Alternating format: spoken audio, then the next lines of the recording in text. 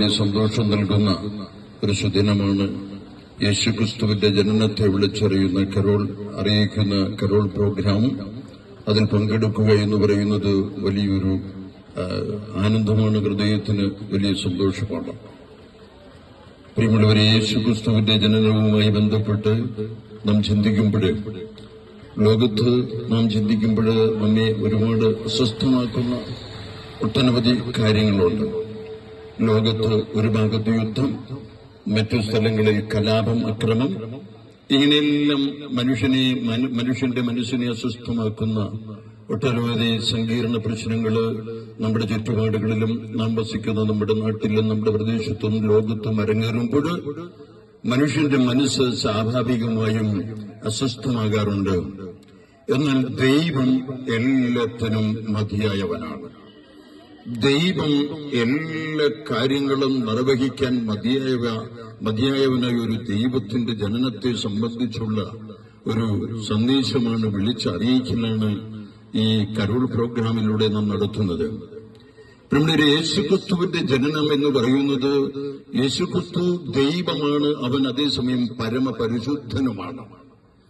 പരമപരിശുദ്ധനായ ദൈവത്തിന് പാപികളുമായിട്ട് ചേരുക അസാധ്യമാണ്. അങ്ങനെ ദൈവത്തിന് അസാധ്യമായ ദൈവത്തിന് ലോകത്തില് എന്തും ചെയ്യാൻ കഴിയും എന്നുള്ളതിന്റെ അടയാളം കൂടിയാണ്. ദൈവത്തിന്, പരമപരിശുദ്ധനായ ദൈവത്തിന് പിറക്കാനായിട്ട് പാപമില്ലാത്ത അമലോത്ഭയായ പാപലേശമില്ലാത്തവളായി തെരഞ്ഞെടുക്കപ്പെട്ടവളാണ് പരിശുദ്ധ കന്യകാമറിയം. അപ്പോൾ ഈ പരിശുദ്ധ കന്യകാമറിയത്തെ പാപമില്ലാത്തവളായി അമലോത്ഭവയായി തെരഞ്ഞെടുക്കപ്പെട്ടു എന്നത് തന്നെ ദൈവത്തിന് അസാധ്യമായി ഒന്നുമില്ല എന്നുള്ളത് തന്നെയാണ്. പരമപരിശുദ്ധനായ ദൈവം പരിശുദ്ധ കന്യകാമറിയത്തിൽ ജന്മം കൊണ്ടത് അത് ലോകത്തിന്റെ മുഴുവനും രക്ഷയ്ക്ക് വേണ്ടിയാണ്. അപ്പോൾ ഈ ലോകത്ത് നടക്കുന്ന എല്ലാവിധ മനുഷ്യന്റെ അസ്വസ്ഥമാക്കുന്ന എല്ലാവിധ സംഭവങ്ങളും അവയുടെ മേലെ പ്രവർത്തിക്കാൻ കഴിവുള്ള ദൈവമാണ് കർത്താവ്. അപ്പോൾ ആ യേശുക്രിസ്തുവിന്റെ ജനനം എന്ന് പറയുന്നത് ലോകത്തിന് വലിയ ആഹ്ലാദം നൽകിയ, വലിയ സന്തോഷം നൽകിയ ഒരു സുദിനമാണ് ക്രിസ്തുമസ്, ഡിസംബർ 25.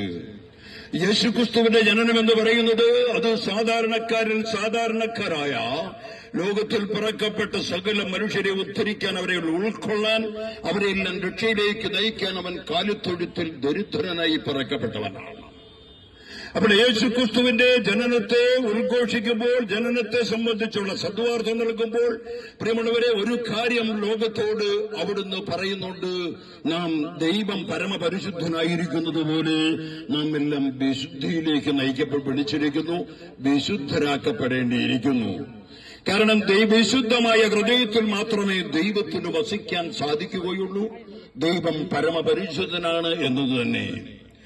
പാപികൾക്ക് അവന്റെ പാപത്തിൽ നിന്ന് മോചിപ്പിക്കാനായി പറക്കപ്പെട്ട ദൈവം ആവശ്യപ്പെടുന്ന ഒരു കാര്യം, നാം പരിശുദ്ധരായിരിക്കണമെന്നുള്ളതാണ്. നമ്മുടെ ഹൃദയത്തിലാണ് ദൈവം വസിക്കുന്നത്. അതിന് നമ്മുടെ ഹൃദയത്തിലേക്ക് ദൈവം വസിക്കണമെങ്കിൽ നമ്മുടെ ഹൃദയത്തിൽ അശുദ്ധിയില്ലാത്ത അവസ്ഥയിലെ ദൈവത്തിന് വസിക്കാൻ കഴിയുകയുള്ളൂ. ഈ ക്രിസ്മസ് സന്ദേശം നൽകുമ്പോൾ എല്ലാ മനുഷ്യ ഹൃദയങ്ങളിലും ദൈവം വസിക്കണമെന്നാണ് ദൈവം ആഗ്രഹിക്കുന്നത്. അതിന് പരമപ്രധാനമായി വേണ്ടത് ഹൃദയ വിശുദ്ധിയാണ്. ഹൃദയം അശുദ്ധമായിരിക്കുന്ന ഈ ലോകത്തിന്റെ ലൗകിക സുഖങ്ങൾക്ക് വേണ്ടിയുള്ള ഓട്ടത്തിലും മറ്റുള്ളവരുടെ പ്രശംസയും അംഗീകാരവും നേടാനുള്ള തുടുക്കത്തിലുമൊക്കെയാണ് നാം എങ്കിൽ, നാം നമ്മുടെ ഹൃദയത്തെ പുനഃപരിശോധനയ്ക്ക് വിധേയമാക്കണം. വിശുദ്ധമായ ഹൃദയത്തിൽ മാത്രമേ ദൈവത്തിന് വസിക്കാൻ സാധിക്കുകയുള്ളൂ.